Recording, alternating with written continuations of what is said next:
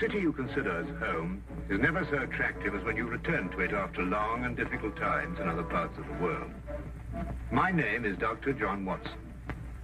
I had served and been wounded in the more remote regions of Afghanistan and had been discharged from the army with specific instructions to rest. The sight of London again was already working its soothing tonic. As I rode through the familiar streets, I never suspected that a chance introduction would lead me into the most amazing adventure of my entire life. Watson, old man. Hello, how have you been? Good to see you. Not as well as you, obviously. You look great, old man. Yes, you were wounded. Well, it's going much worse. Sit down. Care for a drink? No one. Yes. Well, what are your plans now? Got nothing really at the moment. I'm looking for lodgings. Trying to solve the old problem of comfortable quarters at a reasonable price. That's odd. The second man today that's used that expression. Who's the other? Well, you wouldn't know him. He's doing some work in the chemical laboratory at the hospital. Might be interesting. Yes, well, I wouldn't mind sharing a flat with somebody if he was all right. Well, Anything wrong? Oh, no. He's rather strange. Well, what's wrong with him? Nothing wrong with Holmes. That's his name, Sherlock Holmes. Well, I saw him this morning. He was doing some research with a corpse. Oh, what was he doing? He was beating it with a stick. I beg your pardon? Did you ring, sir? 2 shillings, Smith. Very good, sir. What did you say this Sherlock Holmes fellow was doing? He was beating a corpse with a stick. Oh? What in heaven's name do you want to do that for? He wanted to find out if it was possible to inflict a bruise on a body after death. Why? You know? Did you ask him?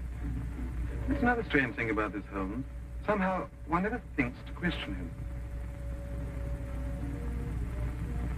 No.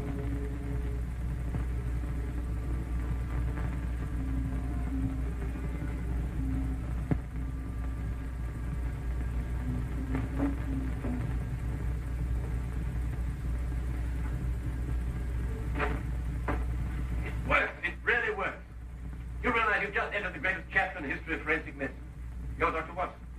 Yes, I am. What works? Foolproof test for hemoglobin. You realize what this means, of course? No, I don't. You must be Sherlock Holmes. It will create a revolution in criminal investigation. Yes, I'm Holmes. How did you know I was Watson? Because you've just come back from Afghanistan. How do you do? How you do? How did you know I just come back from Afghanistan? Well, it's written all over you. The problem has generally been that a man is suspected of a crime months after the crime is committed. Then when they find bloodstains on objects of clothing, they can't be sure if it's blood, mud, or rust stains. But this solves the whole thing, of course. Oh, of course. Of course. Stamford told me you're looking for someone to share a flat you'd found. You know, if this test had been in existence a year ago, it would have meant that Von Bishop of Frankfurt would most certainly have been hung. And that goes for Mason of Bradford, Muller, and O'Fay, naturally. Naturally. Who are these people?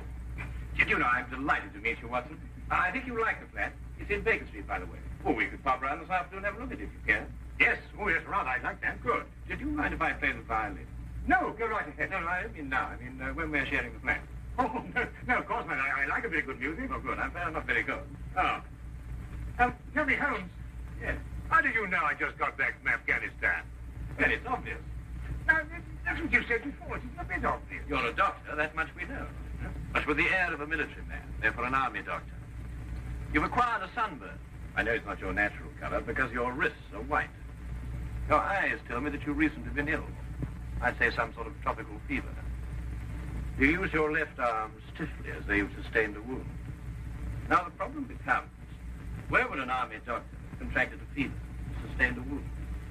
The answer, my dear Watson, is in the present campaign in Afghanistan, naturally. Naturally. Of course, it's obvious. Naturally. We examined found the rooms at 221B Baker Street that afternoon and promptly moved in on the following day. I had, at this point, known Sherlock Holmes for only 24 hours. But the man's fantastic powers of perception, coupled with the almost unpredictable personality I'd ever encountered, kept me in a state of constant surprise when I wasn't being shocked. It was unbelievable, the things he knew and the things he didn't know. Oh, really, my dear Holmes? You mean to tell me you didn't know that the Earth moved around the sun? Really? But every school child knows that. Well, now I know it, too. And I shall promptly proceed to forget it. But why? Yes, why? Why should I remember it? Well, because it's a natural phenomenon. Well, is it important? Does it affect us? If you tell me the Earth went round the moon, would it make any possible difference to our way of life? Well, you put it that way, no. Then it's useless information, and I shall do my best to forget it. I advise you to do the same. At times, I thought the man was joking and simply having a bit of fun at my expense. But I soon learned that he was in dead earnest. I also, unknown to him, made a brief classification of the man's knowledge. Literature? Nothing. Philosophy? Nothing. Astronomy? Nothing. Politics? Disinterested. Botany? He knew everything there was to know about poison and absolutely nothing about practical gardening. Chemistry? Profound. Sensational literature? Without question, Sherlock Holmes knew the details of every horror perpetrated in the last 100 years.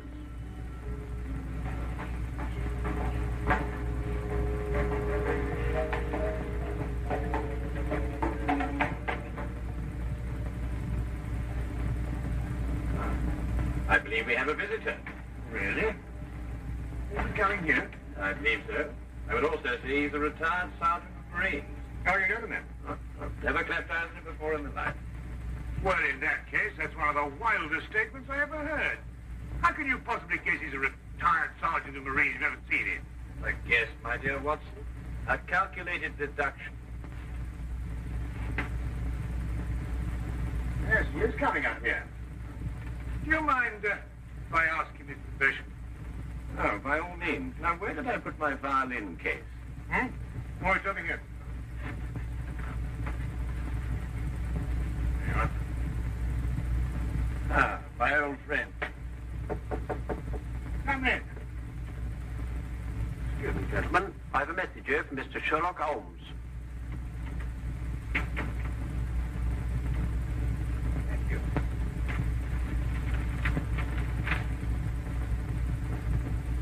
Excuse me. Sir? Do you mind telling me your occupation? Not at all, sir. I'm a civil servant employed by the police department. Thank you. I just wondered.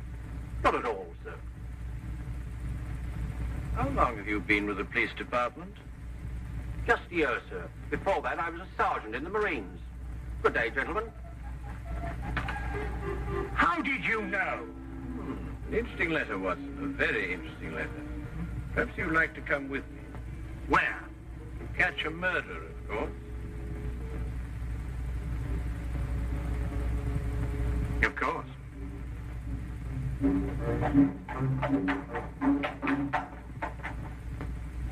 How did you know that that man was an ex-sergeant of Marines? Who? A messenger from the police.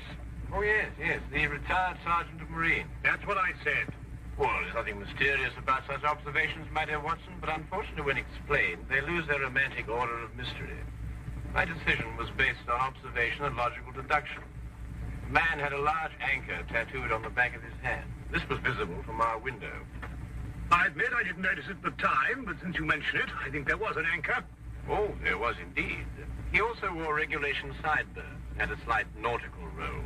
Thus, I judged him a Marine. Well, guess, I grant you, but only a refinement of guesses one makes every day.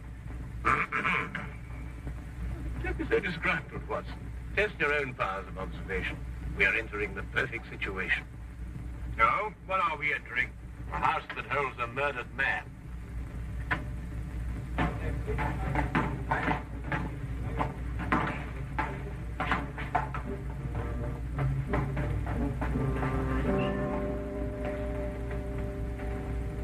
Inspector Lestrade inside?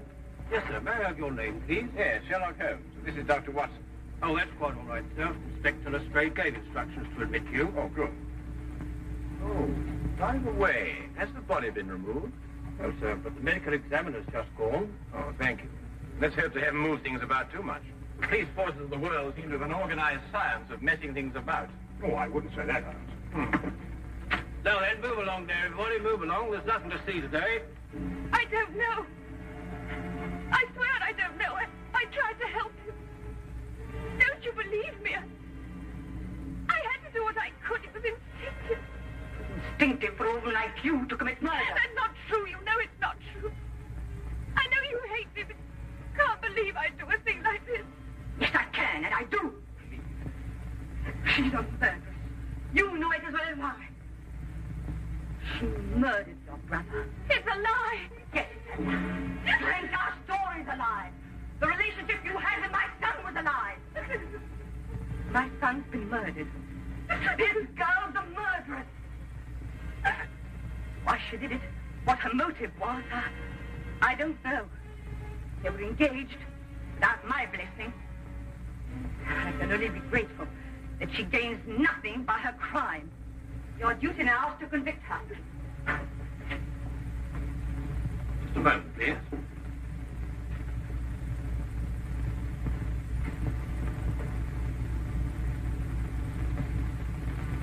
Notice the angle of incision, Watson. Yes. And the force of the blow and the general penetration of the upper region of the chest. How long would you estimate before loss of consciousness? Well, it's difficult to say. 90 seconds.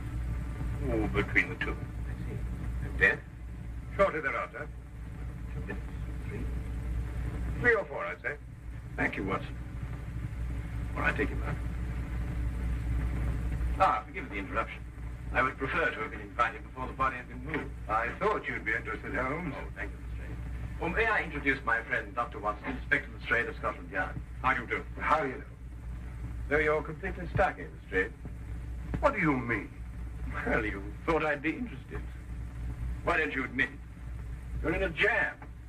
Magnificent cabinet work, don't you think? What you say isn't exactly true, Holmes. I've done you a favor. This is an interesting case. Of course, there are 1 or 2 unexplained details, but I don't believe it'll be long before we're What's clear. your principal problem? There's no motive. I found this girl with a knife in her hand. My brother lying dead on the floor. I found Peter on the floor. I tried to help By stabbing him? by removing the knife. Anybody would have done the same thing. I loved him. Oh, my dear young lady, there's no cause for you to alarm yourself. No one's accusing you of, of what happened. This would be a clear-cut case if only she had a reason for murdering. There happened to be a policeman outside the house during the murder, and he said that no one came in except her. Well, what about the others? Who benefits by her death? Well, no one. The estate was left in such a way that if he died before he married, everything went to charity. My dear Inspector Lestrade, he didn't die before he married. This young lady and the man whose body was carried out of here have been married for at least a week. In the event of his death, I imagine everything passes to her.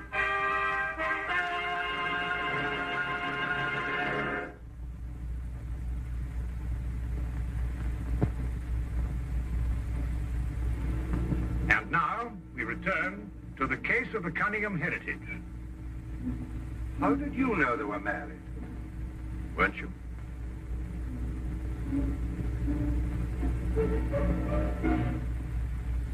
Yes, a week ago. Then you do benefit by my brother's death. You're his heir. I don't know if I am or not. I only know I didn't kill him. I swear I didn't. Where were you married? We went down to Brighton last weekend. Well, why didn't Peter say anything about it? I don't know. He asked me not to say anything. Of course I didn't. I'm afraid, young lady, I'll have to ask you to accompany me to headquarters. Sam.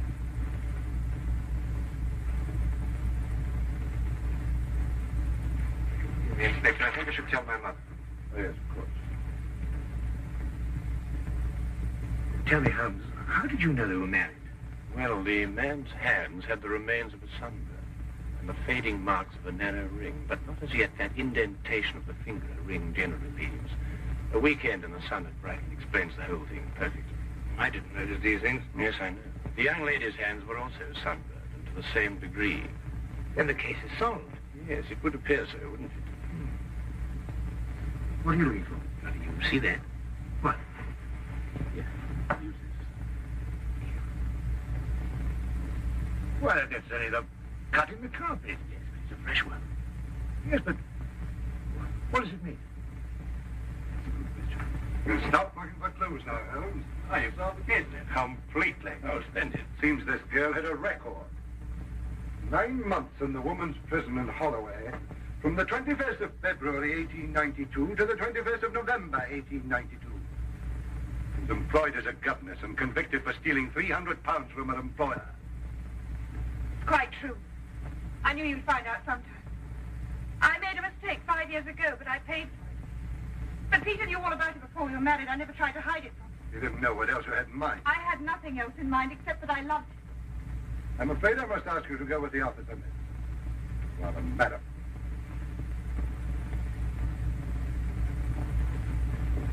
Well, that's how I like my cases. Fast and simple. Oh, indeed. You must tell me some more about him. Well, there's nothing to tell, really. This story was that Peter asked her to call here at 10 sharp. She arrived, found the door open for her, came in here and found him writhing on the floor with a knife on his chest. She screamed, pulled it out. Just then, Brother Rolfe walked in. Peter died without saying another word. So she stabbed him for the inheritance and was caught in the act. Simple. Well, holding off the law. Couldn't be simpler, could it, Watson? I still think it's a tragedy. Yes, but my job, Dr. Watson, we run up against it all the time. Yeah? No, thank you. Well, I suppose you've had some amazing adventure. Yes, but one learns to have a real philosophy of life and get a good perspective. Yes, I suppose. But just the same, I think it's a pity. Just another case of a clever girl being too clever. For a clever girl who intended to murder her husband, she certainly chose the most stupid possible way to commit the crime. What was that? Well, what's this? Checkbook. Oh, amazing deduction of a straight look. So Peter Cunningham drew a check for £1,000. 6 weeks ago, and 5 weeks ago, and 4, and 3, and 2, and that's all. Well? They're drawn to cash. Well, I don't get your point. He was a very rich man. What? A great deal of cash. It was his own money. I suppose he could do what he liked with it. You may have hit the proverbial nail, Miss Strange. Now, look here, Holmes. You're trying to start something that just doesn't exist. You think so? I have a great deal of respect for your opinion, Holmes. But your trouble is that you can't leave things alone. If there isn't a mystery, you have to make one, or you're not happy. You're right, I'm not happy. There are marks on the carpet indicating a struggle. The man whose body was carried out of here was over 6 feet in height. If he had struggled with the girl who had left here, I don't think he'd have lost. She surprised him. Oh, but he was expecting her. That's her story. I'd say she sneaked up on him. What, had stabbed him in the chest? How do you sneak up on someone and stab him in the chest, Miss Strange? Now, look here, Holmes. You're trying to start something, and I just won't stand for it. That girl's a jailbird, and she's guilty, and she's going to hang. And that's the end of the case. I see Inspector Lestrade is up to his usual mental gymnastics, trying to hammer square pegs into round holes. Well, it's been a great pleasure meeting you, Inspector. I warn you to keep away from that man, Holmes, or you'll be insane in less than a week.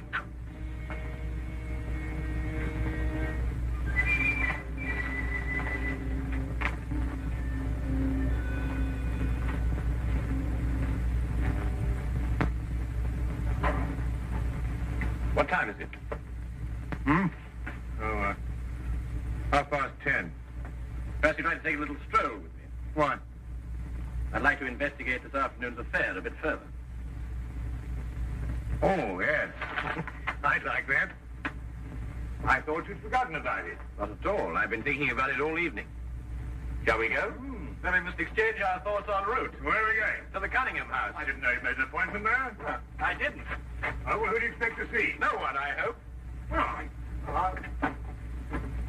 I'm terribly sorry, Holmes. I don't understand what you mean when you say you want to go to the Cunningham house. You can't do that. What? Well, you can't break into the house. Why not? It's against the law, that's why not. Why, if we're caught. That's it. What is? If we're caught. But that makes no difference. It makes no difference at all. The thing is, if we're caught, it's against the law.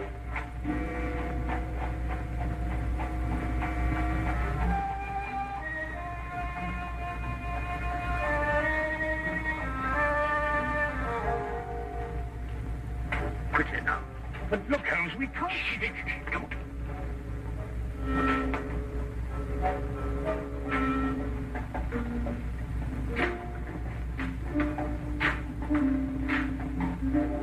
Good evening, Inspector. Good evening, Sergeant. Everything all right? Yes, sir? I just thought Sherlock Holmes might have dropped by. Where'd you get the key? The key's a burglar's too. A burglar's too? Street clear? Yeah.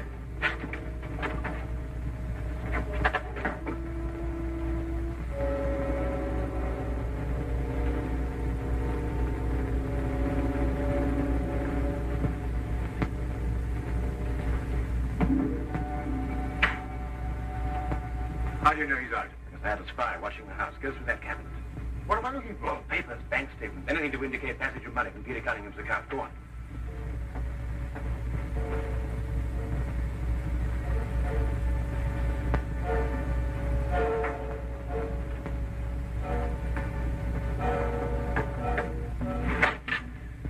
It's absolutely ridiculous.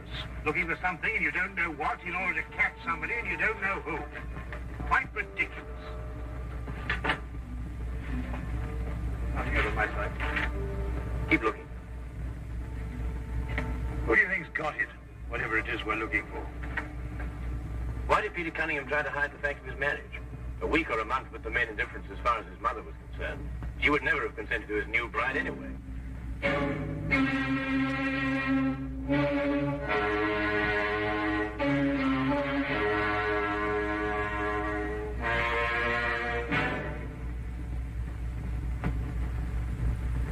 He married her to prove to me that my blackmail wouldn't stop him. And then he withheld the fact in order to give me 1 week to clear out of the country before he exposed me. The money he paid you went to buying up your promissory notes. I was being pressed, Mr. Holmes. My brother's engagement to a jailbird gave me a perfect opportunity to extract a little money from him. In fact, if he hadn't been such a bullhead, it would have gone on for quite some time.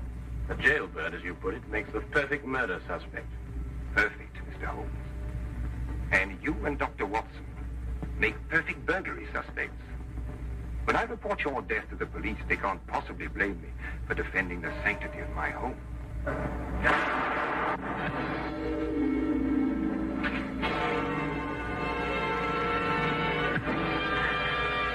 Well done, Watson. Oh, I could have done a bit better. It was my bad shoulder. Quite all right, Watson. Think no more about it. So that's our murder. Yes, the only possible one, of course. Only a man could have struck that blow. Peter died, as you say, within 3 or 4 minutes. And there was a body outside the whole ground. Yes. Crystal clear. No, it's obvious. Well, what do we do now? What's going on here? Who fired that shot? We will sit with a good inspector. And with the aid of our evidence, a bit of logic, and a few simple diagrams, we will endeavor to convince him that night follows day and that 1 and 1 inevitably makes 2. How did you two get in here anyway? Now, Inspector, calm yourself, calm yourself. Come, sit down. Now, there's a good friend to sit right here. Now, you see, we have a great deal to talk about.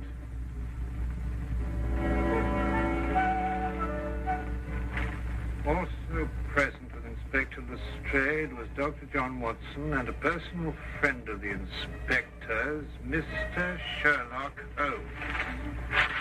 Ridiculous. It's fantastic. This isn't the way it happened at all. This will revolutionize investigation, Watson. This whole account is a lie. Fingerprints, Watson. That's the coming thing. No nonsense. What are you going to do about this? Bit more research. Here, give me your fingers on the sheet of paper. Oh. Were you going to sit there with these disgusting little smudges and let them get away with this? Beg your pardon? Well, I won't. They're going to hear from me. Brilliant Inspector Lestrade, indeed. Why, it took you 3 hours to convince that bone there. I don't know. Never in mind tonight if I heard. Maybe he was innocent.